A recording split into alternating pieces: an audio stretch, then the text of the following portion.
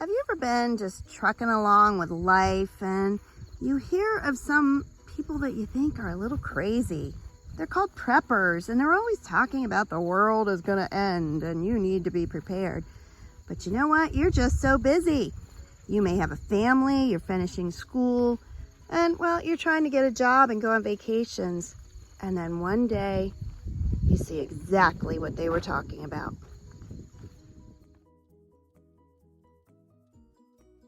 Hello everybody, this is Deb from Just Do Something Homestead, and today we're going to talk about, did you wait too long? Wait too long for what? To realize that things aren't the way you always thought they were, and well, you haven't prepared for it.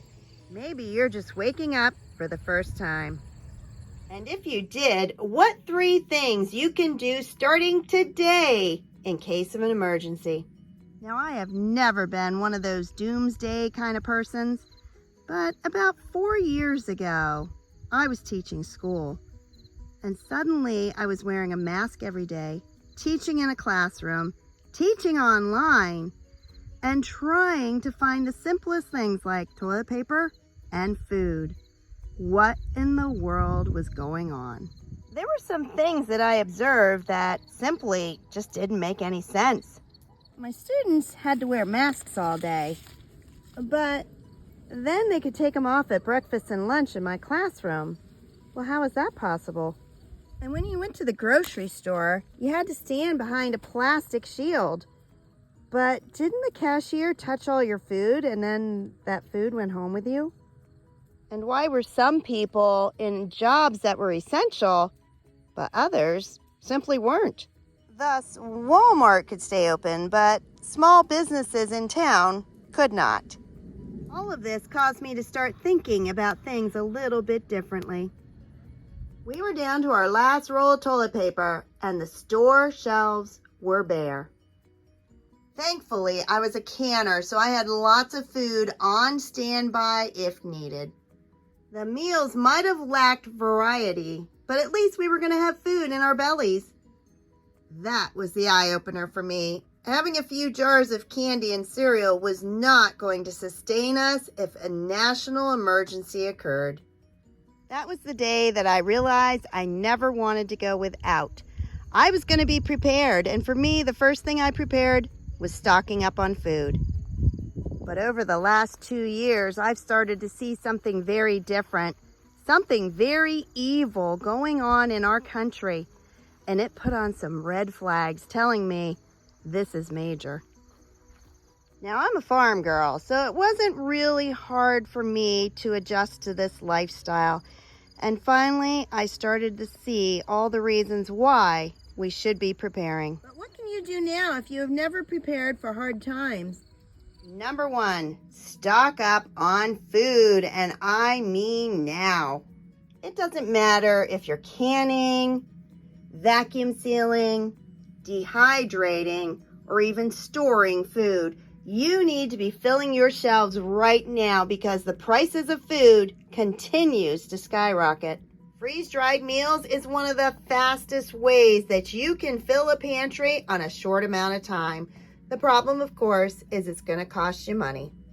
Many of these meals are found locally. You can go to your local Walmart. You can find them in camping sections. You can go to Amazon, and you can even go to websites, and you will find many different types of freeze-dried meals. A major advantage is that they last for 20 or more years. This one is good until 2051. Another strategy is that every time you go to the store, you buy extra cans to stock up. Many of these items I cannot raise myself, such as these canned oranges. We're not going to find those in West Virginia. But I also try to search for items that make a quick meal. But what happens if it's just too expensive to buy food from the grocery store, or the grocery store shelves are bare? That's when you need to know how to raise your own food. And it doesn't do you any good to raise the food if you don't know how to store it or preserve it. Let's go on to the second way you can prepare at this point. Number 2, stock up on water. So you're stocking up on food. Are you also stocking up on water? Buying gallons of water is my least favorite way, but there are many other ways that you can prepare to have water. One thing you may want to consider is purchasing a gravity-fed water filtration system. And this one is stainless steel, which, sorry for the reflection, but there really wasn't a way to film it without seeing me in it. Water filtration systems like this can cost anywhere from a couple $100 on up to over $1,000. This one holds 2.9 gallons in the base, and the filtration capacity is 6,000 gallons of water. The main benefit of using something like this is that you can clean water from a pond or from a creek and be able to drink it. I had been trying to get one of these for several years, but they were just a little too pricey for me. Thankfully, I got this one on a major sale that was on Walmart.com. So I will see if it's still available and put the link below. Here's a couple other ways to store water. What I do is freeze it, and you can tell he's definitely very frozen. I keep them in my freezer for two reasons. When or if we lose power, those gallons of water are going to keep your food frozen longer. But the second reason, I write on the top ND, which means non-drinking water. And these can then be used to flush toilets or to clean with. Did you know you can can your own water? Now, I don't recommend canning city water, but if you have a well and it's been tested, I would definitely stock up on canned water. Don't forget to look for local sources of water. In our area, we have lots of natural springs. Almost everybody has a pond, and there are creeks everywhere. Around here, we call them a creek. But make sure you know your local area and where you can find water if you need to. If you are fortunate enough to have a water source on your property, I highly recommend that you get the water tested as soon as possible. And a couple last minute things on storing water. Make sure you have the necessary equipment. You can boil water as needed. You can also add bleach. I'd be very cautious in how much you're putting in. Another thing, you might want to have a rainwater catchment system so you can catch the water off the edge of your roof. Another item that we currently don't have is a hand pump onto our well. Our well is somewhere out in this field, and we would like to have a way to pump the water without electricity. Even though we live way out in the country, almost everybody here is on city water. But the first thing we did when we bought this property was have a well dug. It was not cheap. It was a lot of work, but we have no regrets on having an additional source of water. And lastly, do you have some clean food grade buckets so that you can haul and store water short term in your home? So please don't take water for granted. You may not be able to turn on a faucet and just be able to fill a glass. Have a plan in mind, and not only that, have 3 or 4 or 5 different plans to make sure your family has water. And don't forget about a water source for your animals, whether they are chickens or livestock or even cats and dogs. You need to make sure you have a steady supply of water for them. These freeze-dried meals are wonderful unless you don't have access to water.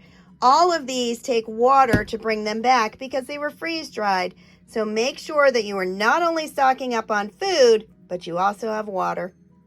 Now let's move on to the last area. This one is the most costly, but will pay for itself.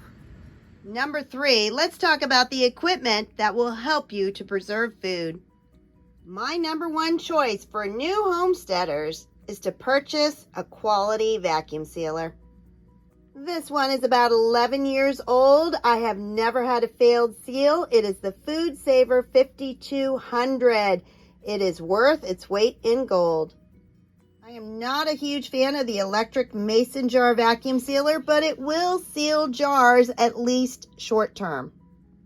And of course, the benefit is you can purchase one of these on Amazon for less than $30. Next is a dehydrator. Right now, I am drying some oregano. I dry a lot of my herbs in here. Now, it's not that important which brand you get, at least not in my perspective. But what you want is to be able to control the temperature and the time. This is an Ivation brand, and I believe it was less than $150. I recommend getting a mill so you can grind up some of your grains, whether you raise them or you're buying wheat berries. This is my NutriMill, and the best part about this is I can actually make flour out of my corn, so I can make corn flour. I also have a traditional corn mill, which is made out of cast iron and grinds many things beyond corn. What I've discovered, though, is that it creates a coarser grain. You can't make flour really out of this one. Now, don't worry that you need to go out and buy all of these things brand new. In fact, this one right here is a Nesco roaster. I bought this at a thrift store, and it was less than $20. In fact, most of these items I have had well over a decade. Some of them are newer than others. My NutriMill is probably the newest purchase that I have. Another fairly new purchase is the Vidalia Chop Wizard, and I love this to chop up my small items. Yes, it can be onions, but it can also be things like peppers and tomatoes. And a canner. This one does both pressure canning and water bath. Yes, it's electric, but I think this is the easiest way to learn how to can. But as Patera likes to say, always have backups for your backups. And so I have two other canners, a water bath and one that I can put on the stove or over a fire for pressure canning. In fact, water bath canners are easy to find at thrift stores. This one I posted on my Facebook saying, hey, anybody got an extra water bath canner? And I was able to get this one for free. And as far as canning, stock up on jars, rings, lids or flats, vinegar, and anything else you need to can food. And books are knowledge. I have been collecting these books for a decade or more.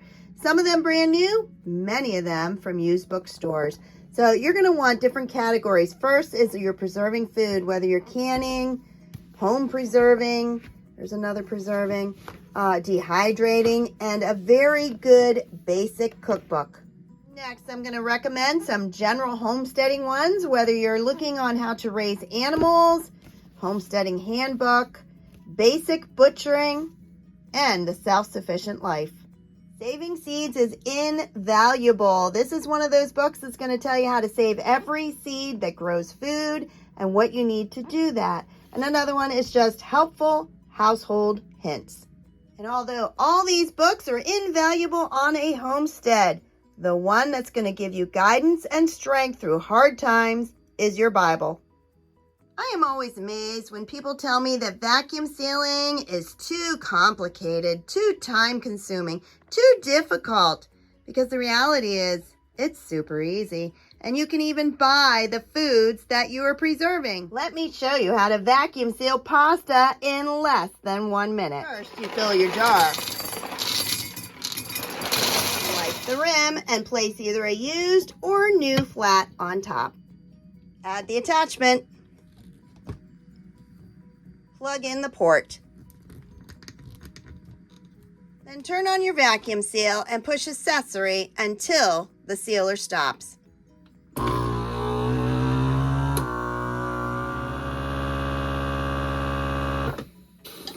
Did you hear it click? That was the lid sealing. Then remove all the attachments. Write with a Sharpie what is in there, how long it takes to cook, and add 1 year to the best by date. That makes this June 15th, 2028. Add the ring. And store in a dark, cool location. That's how easy it is to vacuum seal your food and extend the best by date. Just imagine how much food you can vacuum seal on one weekend if you have the equipment. Not only will it keep your food from going bad, it'll keep out critters. Today I shared 3 ways to start preparing in case something were to happen. Still not sure where to start? Go buy 20 cans of food and a manual can opener. And if you enjoyed this video, please like, subscribe, and share. Have a blessed day, everybody. Bye-bye.